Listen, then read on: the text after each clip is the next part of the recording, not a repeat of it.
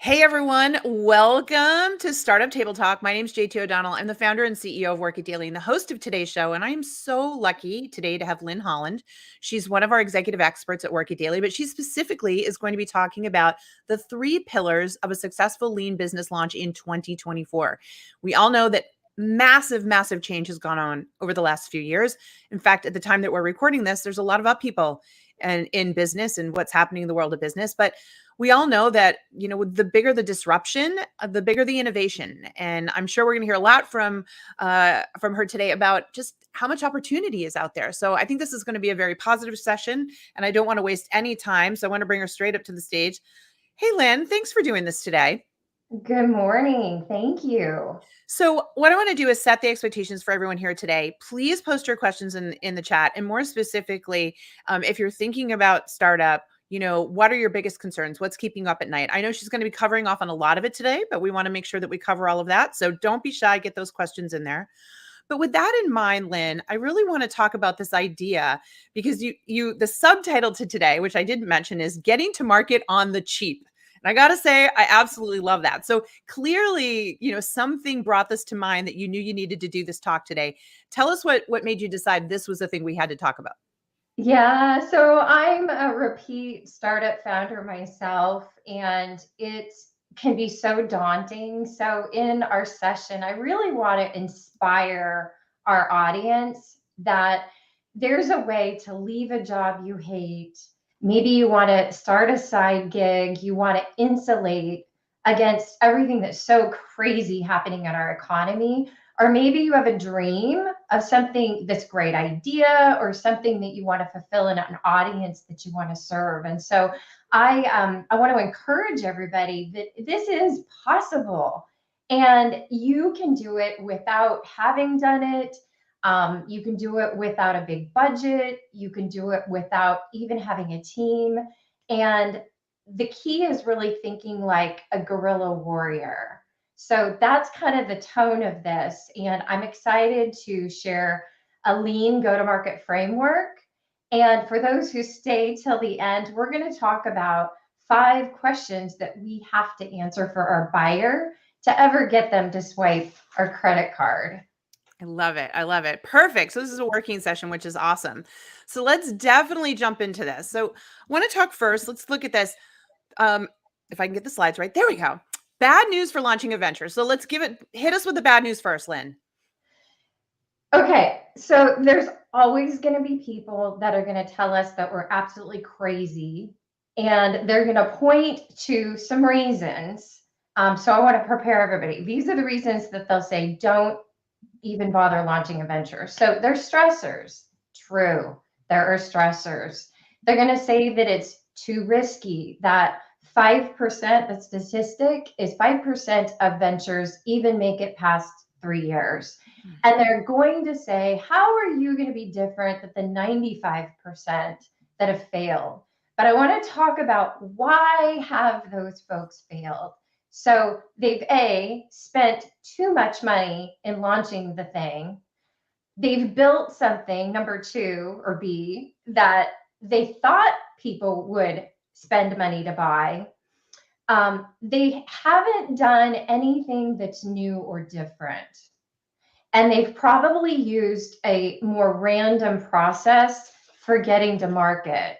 So flipping to our next slide, here's what's so interesting is of those folks that have gone through this and they've suffered, they've had anxiety or depression or burnout or panic attacks, the majority of those folks that have started something have a fire in their belly and they're probably going to do it again. So it's kind of a drug, I'm just going to say. I love that you're saying that, and so, if we flip this around, you made it clear why people tell you not to, but there are obviously really good reasons that you should go ahead and start a lean startup. And, besides the fact that you're probably going to do it anyways because it's a drug. So what are some of the good reasons why? So for those who are looking for some reasons, let's flip over to our next slide. I'm going to give you 3. So first reason is that there are some markets that are so wide open for new opportunity. Number 1 is anything AI related. So from a global perspective, the gross domestic product globally is going to increase by 16%. That's every kind of business over the next 7 years. The second major opportunity is the creator economy. So this is getting paid to produce content of whatever kind that's going to sell something, promote something, reach viewers. That is expected to double in 4 years. And so there's a real opportunity to leverage that. So my challenge would be for our audience to be thinking about how can we tap into one of those two things to serve the niche and audience that you care about. So here is the second reason, and I'm going to combine reason number 2 and reason number 3. First of all, buyers have changed.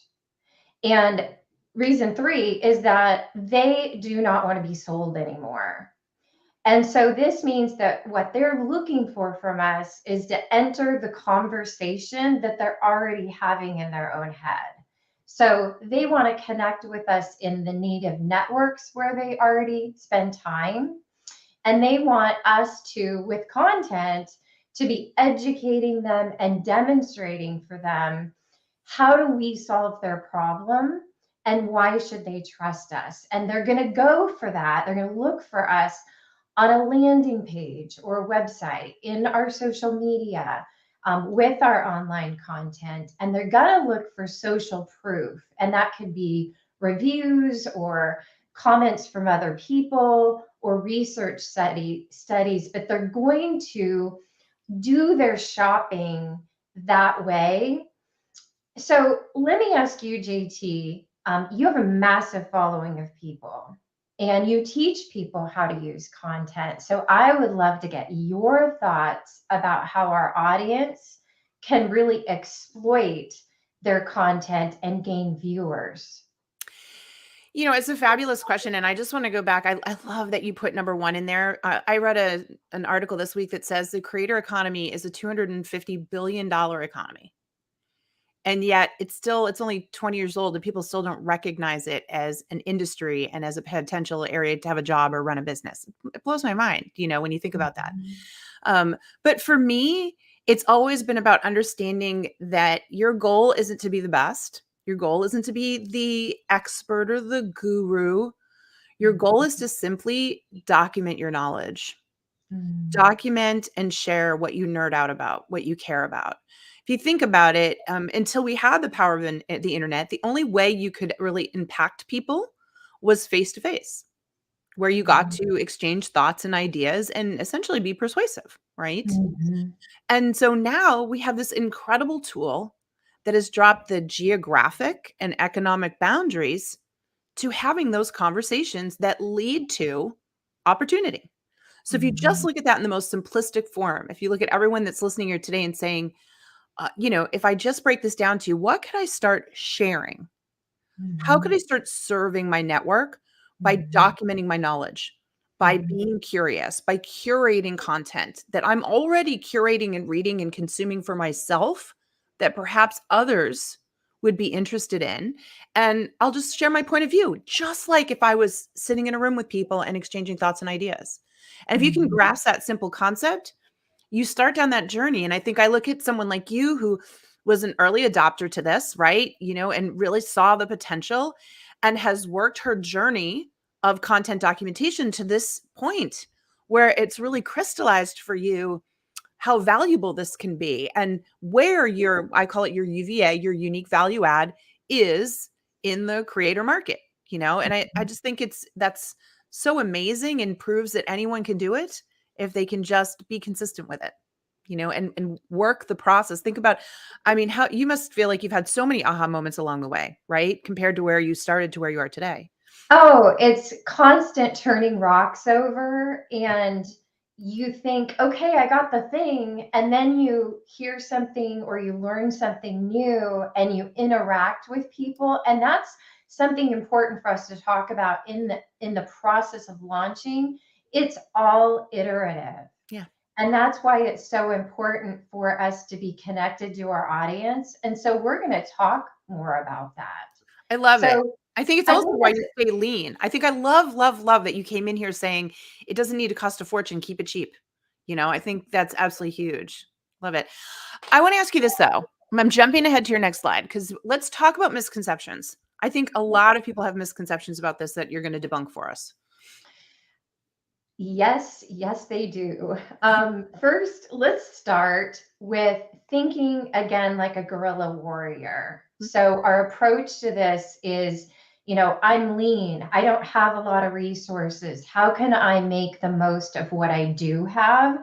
I think that's a critical mindset for us to have, but also that we need to keep in mind that our audience has changed. And so the statistic is buyers are wanting to do it so much on their own. And they don't want to have a salesperson. They don't want the schmaltzy salesy. They want to get well into their process, and they're looking for their community. They're looking for people that can do what you just said, that they're starting to talk about it. And really, one of those aha moments for me has been I put pressure on myself to be the end all be all knower of everything. And like we think that we have to package it up so that it's so perfect and it's so profound. And the reality is, if I'm just a step or two ahead of somebody, I have something to give to them. And realizing that and internalizing that to get moving, because otherwise we just stay stuck. So I would say mind shift number one is that we need to draw people in, and we need to have both a sales and a marketing plan that includes the content, it includes our online presence, and it includes community. And another piece of that is that we need to understand our audience isn't looking for sameness. There's so much blah, blah, blah out there. And going back to that creator economy, because it's going to grow so much, the competition is going to grow so much. And that's in anything. Because of technology, there's more things starting. But the reality is, if we can really, you hear that term niche down, if we can really find a group, and we're going to talk more about this, that's where we go, where we are a guerrilla warrior and we get ground that we wouldn't get otherwise. So here's the shift number two. Back in the day when I started talking about the buyer journey and going to market, I found that startup founders started reaching out to me. And what I found in them is oftentimes they sought me out too late. Like they had already like created the thing, and they didn't do a little and then is a minimum viable product and then test and then iterate. I also found that they were oftentimes, an ops leader or a tech leader, but they didn't really have the sales marketing piece in their expertise. And so they were coming with little research done into the buyer, the market, the how do I get it to market. And they didn't usually have a strategic narrative, that unique value and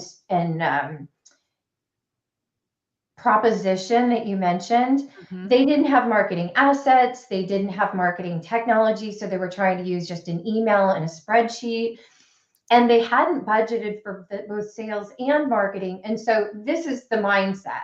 Let's just go sell and we'll create some revenue and then we can have money to do marketing. And so the second shift I wanted everybody to know is that in today's world, with the buyers we've been talking about, sales and marketing are not mutually exclusive. I love that. I love that. Go ahead. Sorry. So with that, I think, now we can get our mind right, and now we can start talking about what is the plan. Yeah. What makes it successful? And I think I love that you've created the 3 pillars, right, for a successful startup. I just wanna say that, again, what I think is so amazing about what you teach in particular, Lynn, is that by making it lean, they're more agile. You have more opportunities to pivot and course correct as you're discussing, testing. I almost think of, big ship, little ship. If a big ship decides to turn, it can't just turn in a matter of seconds. It's got too much weight behind it. It's got too much going on. And I think that's what happens to big businesses. They can't compete. Whereas these smaller, lean, like you're talking about, can iterate, as you've said, and really, have something authentic and different that can be difficult to catch up with. So I get so excited when I see somebody like you setting people up for success. So let's talk about that. What are these startup pillars and why are they so important? Well, so we have to have a market, and it's got to be with a group, a segment of the market that they have some urgent and important need. There's something that they need solved, and we need a product that is going to be easy, that it's easy to adopt, it's easy for people to get into, and it becomes very needful for them. And we need a scalable strategy. So this is think of it as an engine, something that has this kind of cyclical process to it, that it works for us. We set it up and it's constantly grinding. And so this is the mechanism to get and to convert and to grow traffic. And I want to stress that, again, as a startup, we are not going after chasing or trying to attack the number one person in our space, the number two person in our space, the number three person in our space. Instead, we're the guerrilla warrior, right? So we are introducing something that's new, something that's uncontested, and we're pursuing a specific audience that's not getting something that they need. And so what I did was translated this into, it was 3 phases to help somebody get to market in months, not years, and do it without hiring and without having to give away equity. But what was interesting is, as I launched into this journey and started helping founders, I found that because many of them were unprepared for that sales and marketing requirement, that there was a need to have even more abbreviated founder-led go-to-market. So this is how a founder can launch with a plan. They can get sales. They can listen to the voice of their customer, and they can do that iterating. I love that you boiled this down to founder led, because that's got to be one of the key components of keeping it lean, but also you're removing those natural barriers that we hear people say, "Oh, I don't have the money, I don't have the staff, I don't have all this technology." If I'm hearing you correctly, you've literally built the model where you can coach them through how to get much further along with their business, and then they're at a place where they can start to think about those things. Is that correct? Perfect. Yeah. Yep. It's amazing. It's amazing. So let's dive into that. You've got a go-to-market framework, and this is the founder-led version of this. Take us through this. Okay, so step number 1 is so important. Like I was saying, I'll have a startup founder reach out, and they're really kind of at ground zero, where they got a thing and they're excited about the thing, but there's a lot of research that needs to be done first. And so we need to determine who is the audience that's not being served. And there's a variety of ways that we can go figure out who that is. Second of all, we need to really understand what is the real pain that they will pay money for. Thirdly is, we need to know who are our competitors. And you hear 2 different arguments of, just focus on the buyer, don't think about your competition. And then you get the people, oh, you need to really focus on your competition. And there's a tension in that. But the reality is, we need to know what are the other options out there that our buyers are considering. And we're not the only one on the starting line, right? There's other people that are they're trying as hard, if not harder than you, to get to the same audience. So we have to look at what is the failure or the gap with our competitors, and that becomes our guerrilla warfare opportunity. Mhm. And then the last thing is, what is that unmet need that our clients have? And so we do the research, and after doing that, we also think about, because we're doing this leanly, what is a little piece of value that I can give to this audience that will start demonstrating my value and why they need me or they need us. And we can do that with a lead magnet, which is like giving them a little win, just to give them a taste. So second step is we need to determine why we're different. And so this is our unique selling proposition. And how do we tell that story?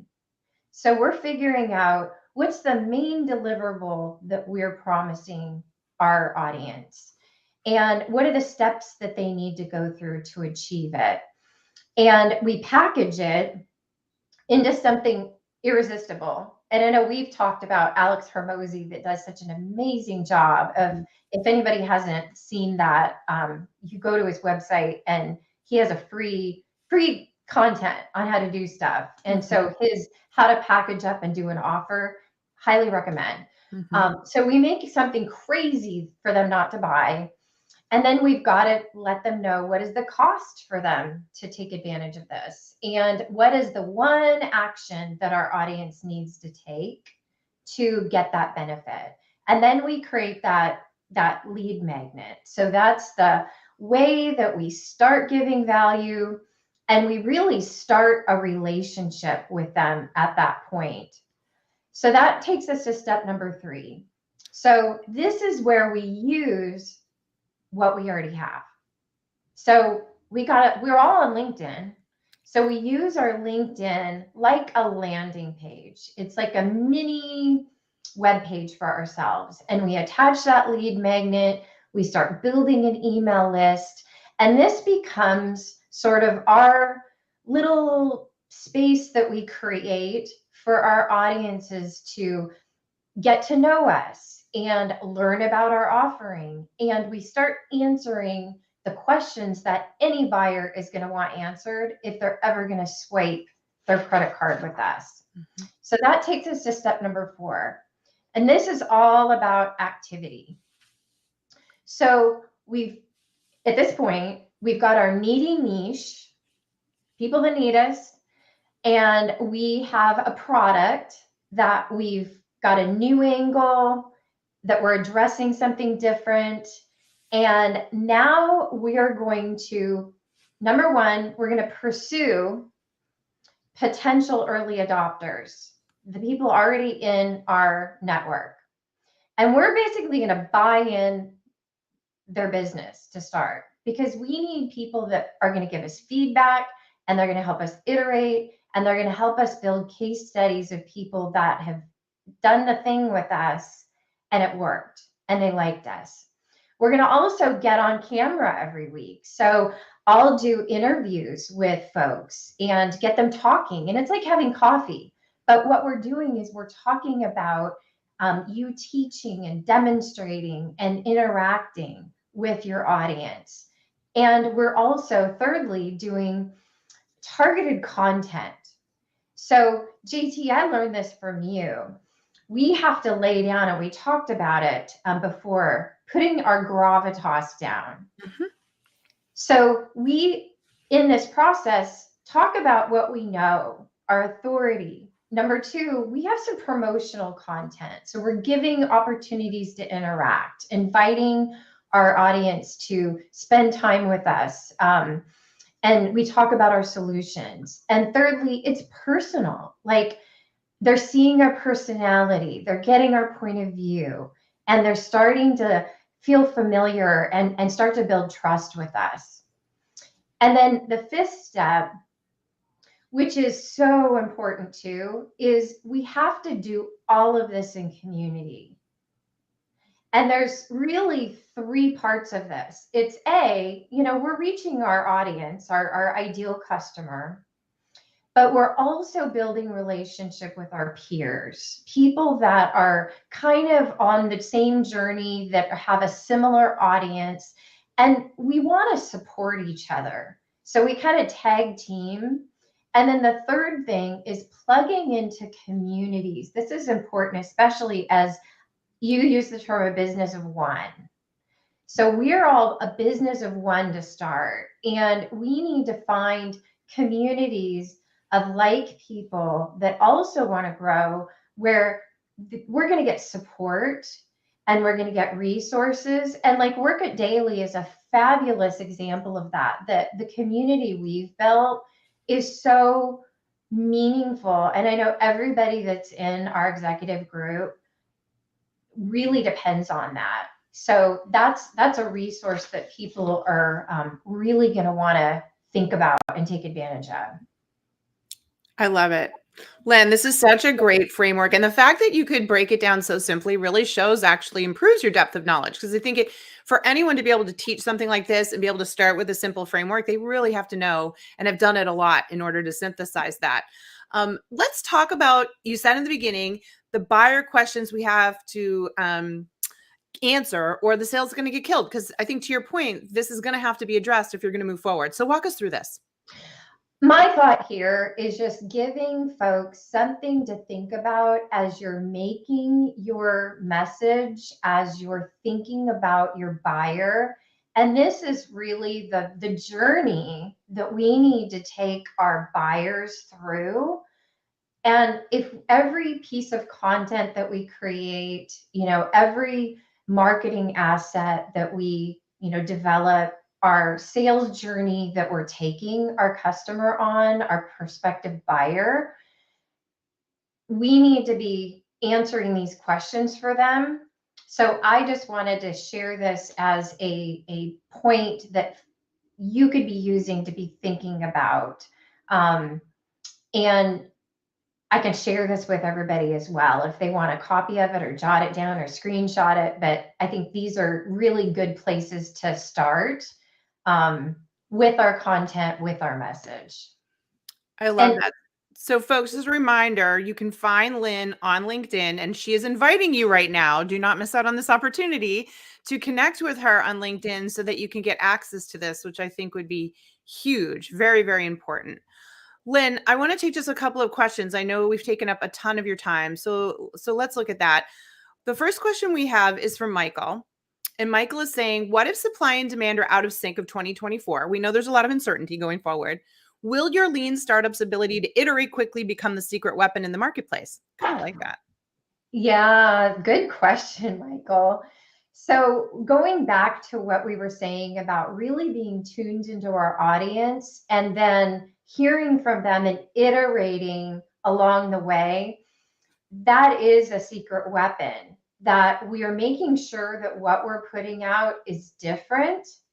It's filling a need that somebody isn't already filling. And we're really learning from our audience along the way, so that as we are making any financial investment, the tools we choose, the features we build into the product, everything is really because we're listening in a variety of places, and then we're making those decisions. And then our mindset again is we are the guerrilla warriors, right? And so again, we're not going after the biggest in the industry. We're in our vertical. We're not even chasing the mid-tier folks. We're starting to think about it raw, gritty. How can we go in a smallest potential space that's not being addressed? And that really is the key to tackling the market space where there's so much competition. I love that.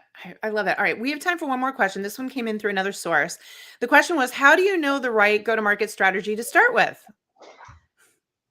I would go back to what we sort of already talked about, which is old school was we go chase people down. Mhm. And there's people still doing this. Mhm. They're picking up the phone. There's, our emails are filled with spam and it's cold calls, cold email. Um, we're depending on in-person meetings and having to get somebody on a call, and even if they're doing it over Zoom, the reality is people don't want to buy that way. They really want to research autonomously. They want to look to people in their community that they respect and they trust for kind of doing the homework for them. So think about all of us. When we hear somebody that is talking about a subject that we kind of care about and they go, I just read these 10 books, so you don't have to. We go, oh, thank you, because we're all so busy. Mhm. And so if somebody else can go do the work and then reach back and help us, that's really meaningful. And so that's how people want to buy. And so if we can realize our process is we're helping them, we're generously serving them up with information to facilitate that buying journey they're gonna go on before they talk to you, we're gonna get farther. And so for us, the challenge is, how do we learn and get good at creating content, authentic, real content, and breaking past the barriers that intimidate us and keep us from doing it? And every time we do it, we're going to get better. I want to encourage everybody in that. Like, doing this, there's times where afterwards I'm like, why did I say that? Or I could have said that different. But that's part of the journey and the growth, that we get better. And then as we start working with folks, we will build momentum where people start trusting us because we've got the referrals and we've got the social proof and we're showing the behind the scenes. And this is kind of a really good place kind of to leave this is, I don't know if everybody's heard the term build in public, but people want raw. People want messy. And none of us want to be messy in front of the camera, but everybody watching wants the messy. And so really, if we can start, sharing the journey, people really respond to that. I love it. Lynn, this was so powerful. Folks, please go find Lynn Holland on LinkedIn, send her a custom connection request, tell her you saw her on Startup Table Talk powered by Work It Daily. Give her a shout out. You saw that she's got the 5 questions that she can share with you. I would also argue that you can pick her brain for a lot more on the questions here. So please also go follow her. She's dropping knowledge bombs every single day. She's practicing what she preaches, right? She's got the content feed filled. So you're going to learn a lot there as well. Lynn, what's your final thought today? What do you want everybody to leave with? I would say you're not alone. There's resources out there. It is possible to do something pretty cool without all the resources. And I'd love to hear people's journey. If there's folks that are, I'm in one of those 3 groups. I'm trying to leave a job. I'm trying to do a side gig so I can eventually do that full time. Or I've got this dream. If anybody listening is in that, I'd love to hear about it. Awesome. Awesome. Thank you again, Lynn. Thank you, everyone, for your participation. Until next time, remember what we tell you. If you want to win, you've got to work it daily. See you soon. Bye.